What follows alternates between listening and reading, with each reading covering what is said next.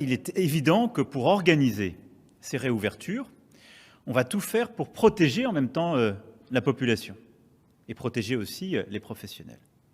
Et donc, nous allons mettre en place une organisation à travers ce que j'appellerais un pass sanitaire. C'est-à-dire, on va demander à ce que d'abord les gens s'enregistrent pour faciliter, vous savez, le système d'alerte. C'est-à-dire que si quelqu'un est venu à un tel événement dans un lieu public, qu'il puisse s'être enregistré avec un code, de la manière la plus simple et la plus numérique qui soit, et qu'on puisse non seulement qu'il puisse alerter de manière automatique, mais qu'on puisse retrouver beaucoup plus facilement ces cas contacts. Ce qu'on commence à faire depuis plusieurs mois avec tous anti-Covid, on le fera de manière beaucoup plus efficace.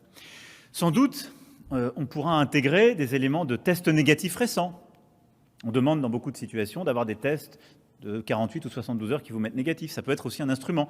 On pourra regarder aussi si vous avez été vacciné. Je ne vais pas ici préempter ce sujet, mais c'est un sujet important pour permettre de réouvrir ces lieux, qui va poser beaucoup de questions techniques, de respect des données individuelles, d'organisation de nos libertés.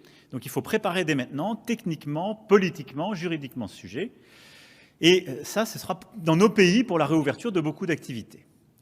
J'attire tout de suite l'attention sur le fait que, quand je dis passe sanitaire, c'est que ça ne peut pas être soumis au vaccin.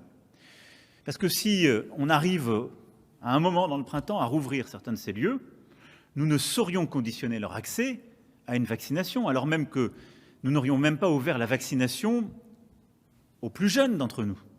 Ce serait invraisemblable. Donc il ne faut pas le lier au vaccin, c'est plus complexe que ça. C'est un ensemble qui permettra de mieux tester, d'identifier les gens et d'utiliser sans doute aussi les tests.